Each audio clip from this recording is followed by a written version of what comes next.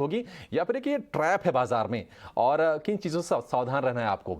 इन तमाम चीज़ों पर बातचीत करने के लिए हमारे साथ स्टूडियो हमारे साथ जुड़ गए हैं सुंदरम एएमसी के MD Sunil Subramaniam sir. Sir बहुत शुक्रिया आपका समय देने के लिए। 18 स्वदेश पर बहुत स्वागत है। धन्यवाद। सर 3 दिनों के आसपास की तेजी तो देख रहे हैं आज हम देख रहे हैं, क्या लगता है आपको कि जो मुश्किलें थी वो पीछे छूट गई हैं अब और अब फिर से बाजार अब तेजी के मूड में आ गया है? नहीं, अभी बहुत अर्ली डे से ये कहना, क्योंकि वॉलेटिलिटी का फुटप्रिंट अभी भी है, इंटरनेशनली अनसर्टेनिटीज़ है both around the political scenario around Ukraine as well as the stagflation and recession risk जो है अमेरिकन मार्केट में। तो मेरे ख्याल में ये जो बाउंस बैक हो रहा है, थोड़ा वैल्यू बाइंग हो रहा है, प्राइस इतने गिरने के कारण कोई लोग थोड़ा एंटर कर रहे हैं, कोशिश कर रहे हैं, मगर मेरे ख्याल में ये वॉलेटिलिटी कुछ 3-4 महीने के लिए ज़रूर रहेगा, मगर एट द सेम टाइम अच्छे क्वालिटी स्टॉक पिक करने का भी ये मौका है, मगर क्वालिटी को चुनने की ज़रूरत है। ये ऐसे नहीं कि जो ज़्यादा गिरा है उसको जाके खरीदें। सुनील सर एक और चीज़ है, अब थोड़े म्यूचुअल फंड की बात करते हैं। हाल फिलहाल का जो प्रेशर जो आया है, देखिए 15,700 के आसपास तक निफ्टी चला गया, एक स्ट्रेट फॉल हमने देखा है। आप कुछ रिडेम्पशन का प्रेशर आया है क्या? कुछ ऐसा आपको साइंस उसके दिख रहे हैं, कुछ डेटा ऐसे आ रहे हैं क्या? नहीं, ऑपोजिट आ रहा है actually. Reduction month on month 40% down है। तो देखेंगे तो वो बहुत सरप्राइजिंग चीज़ है, क्योंकि ऐसे वॉलेटिलिटी में चाहे लोग में थोड़ी डरावट आ सकती है, क्या कोई प्रॉफिट बुकिंग करेगा, ऐसी बात नहीं है। एक्चुअली उन्होंने रिडेम्पशन कम कर दिया है, तो undertone of the customer bullish है कि वो भी सोच रहा है कि मेरे को वेट थ्रू करना ये क्राइसिस। देखिए, कोविड ने वो सिखाया हमें कि कोविड के टाइम में जिसने भी रिडीम करके बाहर चले गए उनका तो नुकसान ही हुआ। तो ये एक सीख है जो इन्वेस्टर्स के हाथ में आई है, और मैं देख रहा हूँ कि एक्चुअली ट्रेंड की है ये है कि रिडेम्पशंस कम हो रहे हैं और म्यूचुअल फंड्स के पास इनफैक्ट एसआईपी बुक अभी भी स्ट्रांग एंड जारी है। सुनील सर एक और क्रूशियल चीज़ थोड़ा सा आपसे समझना चाहेंगे, उस पर क्लैरिटी चाहेंगे। देखिए, रूस और यूक्रेन के बीच जो युद्ध है वो अभी चल ही रहा है। वहाँ से पूरी तरह से शांति के संकेत नहीं आए हैं, और दूसरी तरफ अब देख रहे हैं कि कुछ और देश अब स्वीडन नेटो ज्वाइन करने जा रहा है। तो थोड़ा सा कंसर्न्स अभी जियोपॉलिटिकल लेवल पर हैं। आपको भी लगता है कि ये जो अनिश्चितताएं हैं, जब तक ये पूरी तरह से शांत नहीं हो जाती, बाजार की अगर एक तरफा चाल तब तक हमें नहीं दिखेगी? बिल्कुल, जो आपने कहा बहुत सही बात है, क्योंकि अल्टीमेटली पॉलिटिकल अनसर्टेनिटी जो है उसका नुकसान इकोनॉमी ऊपर बहुत ज़बरदस्त पड़ सकता है। और जैसे पुतिन सर ने कहा था ना कि अगर ये ज्वाइन करेंगे तो मैं अपना वॉर का ये एक्शन जो है उसको इंटेंसिफाई करूँगा, वही हो रहा है। तो आने वाले दिन में वो भी देखने की ज़रूरत है। और चीज़ ऐसी है कि रशिया का ऑयल प्रोडक्शन है, तो ऑयल का दाम इंडिया के लिए बहुत इंपॉर्टेंट है। तो ये चीज़ ज़रूर मन में रखनी चाहिए कि जब तक कि रशिया यूक्रेन की जो युद्ध चल रही है उसमें कोई शांति की माहौल नहीं दिखती है, तब तक वॉलेटिलिटी मार्केट में जारी रहेगी, क्योंकि एफआईएस भी थोड़े डरेंगे इंडियन मार्केट में निवेश करने के लिए। ठीक है सर, स्टेबिलिटी के थोड़े संकेत तो बाजार में आ ही गए हैं, और ऐसे बहुत सारे अब निवेशक हैं, रिटेल निवेशक हैं जो अब शायद निवेश करना चाह रहे हैं बाजार में, स्टॉक्स देना चाह रहे हैं। तो गिरावट के बाद हम देख रहे हैं कि मेटल्स की बड़ी तेज पिटाई हुई। हालांकि कल हमने बहुत ही एक अच्छा बाउंस बैक देखा, एक रिकवरी के साइंस आ रहे हैं। आप कहां पर लोगों को खरीदारी करने की सलाह दे रहे हैं फिलहाल? मैं कहूँगा कि आप अपना फेथ रखिए banking and financial services space में एज ए सेक्टर। आप देखें तो उसके लिए अभी फ्यूचर बहुत बढ़िया है। सेकंड चीज़, करेक्शन भी बहुत ज़्यादा हुआ है, क्योंकि एफआईआईस ने ज़्यादा लार्ज कैप बेचा है, तो लार्ज कैप में बीएफएसआई स्पेस बहुत स्ट्रॉन्ग तरह से शामिल है।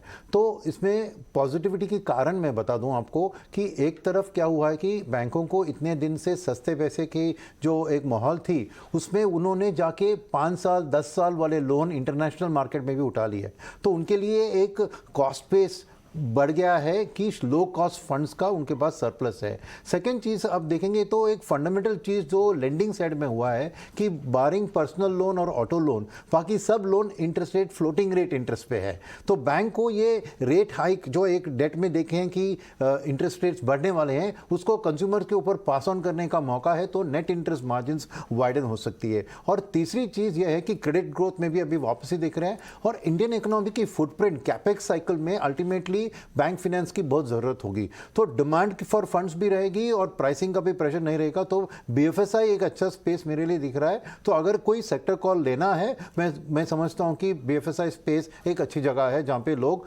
धीरे धीरे निवेश शुरू कर सकते हैं। ठीक है, बीएफएसआई में आपको थोड़ा सा फोकस करके चलना चाहिए, वहां पर जो अच्छे स्टॉक्स हैं और उन स्टॉक्स की लिस्ट भी सुनील सर ने शेयर की है, आपकी स्क्रीन पर वो आ रहा होगा। सुनील सर, एक और चीज़ है बहुत ही, अब थोड़ा सा चीन में हालात थोड़े सुधर रहे हैं। अब देखिए कोविड को लेकर जो डिसरप्शन था, हाल फिलहाल जो लॉकडाउन लगा था, केसेस वहां पे कम हो रहे हैं और उसके चलते हम क्रूड में भी थोड़ी सी रैली देख रहे हैं, ऊपर जा रहा है। और मेटल का भी सबसे बड़ा कंज्यूमर है चाइना। तो मेटल स्पेस, कमोडिटी स्पेस, इसको आप कैसे देख रहे हैं और इसमें कहां पर आपको सबसे स्वीट स्पॉट दिख रहा है? देखिए, मेटल्स में मैं उतना बुलिश नहीं हूँ। कारण यह है कि मानते हैं कि चीन में थोड़ा सुधार आ रहा है, मगर अल्टीमेटली चीन कौन है? चीन है manufacturing capital of the world.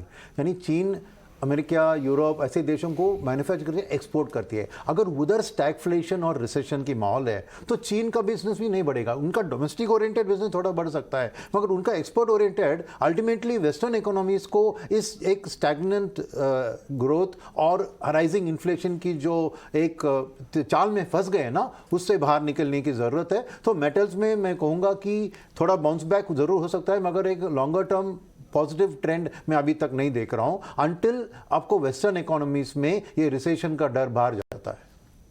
ठीक है सर, ठीक है, चाइना के बाद थोड़ी सी अमेरिका की बात करते हैं।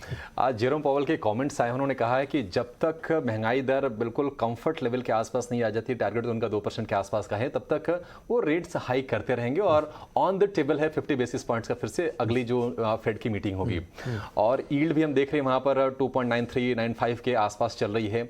तो आईटी स्टॉक्स का जो यील्ड के साथ जो कोरिलेशन है, उसको आप किस तरह से समराइज करेंगे और इस पूरे सिनेरियो को कैसे देख रहे हैं आप? जनरली देखिए, यूएस अगर इंटरेस्ट रेट्स बढ़ता है तो यूएस करेंसी स्ट्रांग होगी, तो एक आईटी के लिए पॉजिटिव माना जाता था। मगर माहौल में क्या हो रहा है कि दो चीज़ होनी चाहिए ना बिजनेस बढ़ने के लिए। एक, आपको करेंसी का बेनिफिट आना चाहिए, दूसरा बिजनेस की ग्रोथ होनी चाहिए। मगर यूएस में जो रिसेशन की एक माहौल अभी बन रही है, तो शायद आईटी बिजनेस उतना बढ़ेगा नहीं जितना उम्मीद था। सेकंड, देखिए कि ज़्यादातर जो बायर्स हैं ना, वो भी स्मार्ट हो गए हैं। तो ये रुपये का वीकनिंग, क्योंकि डॉलर की स्ट्रेंथनिंग का रुपये का वीकनिंग करीबन जारी है, तो उस चीज़ को भी वो रीनेगोशिएट करते हैं प्राइस में। तो जो पुरानी बात थी कि रुपये डिप्रिशिएट होगा तो आईटी का बूम टाइम है, वो पूरा मैं कहूँगा कि नहीं होगा। क्योंकि तीसरी और एक बात मैं कहना भूल गया कि आईटी के जो सीएफओस है वो भी क्या है कि करेंसी को लेकर हेड्ज कर लेते हैं। तो जितना गेन्स करेंसी डिप्रिशिएशन कारण हम उम्मीद करते हैं उनके बैलेंस शीट में आएगा पीएनएल में, उतना नहीं होता है। तो मैं कहूँगा कि आईटी का एक ग्रोथ प्रोस्पेक्ट्स में थोड़ा डिमिंग हुआ है, मगर कंपनी सॉलिड है। तो वापस आईटी एक ग्रोथ से एक सेफ्टी ओरिएंटेड सेक्टर बन रही है, और जो भी निवेश आप कर रहे हैं उसको मन में रख के करना चाहिए। एक डबल डिजिट कंटिन्यूअस ग्रोथ को अभी हम अंटिल यूएस वापस ग्रोथ पाथ पे आती है तो बिजनेस भी बढ़ेगा आईटी कंपनियों का। ठीक है सर, एक सवाल सर अर्निंग सीजन को लेकर करेंगे। देखिए मेजॉरिटी ऑफ जो निफ्टी की कंपनीज उसने अपने नतीजे घोषित कर दिए हैं। तो इस अर्निंग सीजन से Q4 के जो रिजल्ट्स हैं, यहाँ से आपको क्या संकेत मिल रहे हैं, किस तरह से आप इसको देख रहे हैं और आगे आने वाले समय में आप कौन सी कंपनियां, कौन से सेगमेंट में आपको एक ठीक ठाक रफ्तार दिख रही है? देखिए, ये क्वार्टर का अर्निंग्स में थोड़ा एक ध्यान रखना चाहिए कि क्या होता है ना, ये मार्च एंड क्वार्टर की अर्निंग्स जो है ना, ज़्यादातर कंपनियों मार्च एंड में स्टॉक अप बिल्ड करते हैं। सेल्स हो या ना हो, अपनी फिनिश गुड्स की स्टॉक बिल्ड करते हैं। और कमोडिटी प्राइस राइज जब होती है तो फिनिश गुड्स का वैल्यूएशन कॉस्ट प्लस में होता है। वो जो एक्चुअल सेल होता है तभी आपको पता लगता है कि क्या वो कॉस्ट इंक्रीज को वो पास ऑन कर सके या नहीं। तो इस क्वार्टर में क्योंकि फिनिश गुड्स का वैल्यूएशन ज़्यादा दिखेगा, आपको मार्जिन प्रेशर उतना नहीं दिख रहा है जितना पिछले क्वार्टर में दिख रहा था। मगर ये एक थोड़ी फॉल्स डाउन है। अगले क्वार्टर यानी अप्रैल मई जून वाले क्वार्टर में ये फिनिश गुड्स किस दाम पे बिकते हैं, अगर डिमांड इतना ज़्यादा है कि प्राइस इंक्रीज को पास ऑन कर सकेंगे या डिस्काउंट के थ्रू उनको स्टॉक्स को फिनिश करने के लिए प्रेशर आएगी। तो मैं कहूंगा इस क्वार्टर को थोड़ा पिंच ऑफ सॉल्ट से अर्निंग्स को लेकर देखें, और अप्रैल में जून की जो क्वार्टर की रिजल्ट है वो शायद बेटर इंडिकेटर दिखाएगी। और उसमें खास तरीके से हमें देखना है कंज्यूमर ड्यूरेबल्स, क्योंकि 2 समर्स कोविड के कारण वॉश आउट रहे कंज्यूमर ड्यूरेबल सेक्टर के लिए, और इस समर में क्या वो बाउंस बैक अब देखेंगे, pent up demand for ACs, refrigerators, ऐसी प्रोडक्ट्स, वो खास चीज हमें देखना चाहिए। अगर वो होगी तो it's a very good news, because वो एक तरफ कैपेसिटी यूटिलाइजेशन भी बढ़ाएगी, दूसरी तरफ उनकी जो वैल्यूएशन है वो भी ठीक ठाक दिखेगी। तो कंज्यूमर डिस्क्रिशनरी सेक्टर को की तरह से फॉलो करने की जरूरत है इस माहौल में। सुनील सर, एक आखिरी सवाल, अब चूंकि आप तो म्यूचुअल फंड इंडस्ट्री के दिग्गज हैं, वेटरन हैं, गाइड करते हैं निवेशकों को, तो अभी कैश लेवल की चर्चा हो रही कि कैश लेवल करीब करीब 2 दशक के रिकॉर्ड्स पर हैं और बहुत सारे ऐसे लोग हैं जो कैश लेके बैठे हुए हैं और इंतजार कर रहे थे कि बाजार में एक साइजेबल करेक्शन आए। वो करेक्शन आया भी। आप क्या सलाह देंगे? हालांकि आपका जवाब मैं एंटिसिपेट कर सकता हूं, लेकिन आप क्या सलाह देंगे? अभी स्टॉक्स के थ्रू बाजार में जाएं या फिर फंड्स पे ही फोकस करें? देखिए, मैं पहले एक प्रियम्बल की तरह बता देता हूं कि फर्स्ट चीज आजकल में कोई भी एसेट क्लास आपको मजबूत नहीं दिख रही है। इक्विटीज, डेट या गोल्ड, तीनों एक वॉलेटाइल सिनेरियो में है और क्लियरली हम कह नहीं सकते कि ये आउट परफॉर्मर होगा अगले 6-9 महीने में। वो पहली बात है। सेकंड चीज़ ये है कि क्योंकि एफआईआई बेस्ड सेलिंग हुआ था, वो broad based across the large cap space हुआ था, तो ऐसा नहीं है कि जो स्टॉक्स ज़्यादा गिरे उसी को जाके खरीदना है, शायद वो गलत होगा।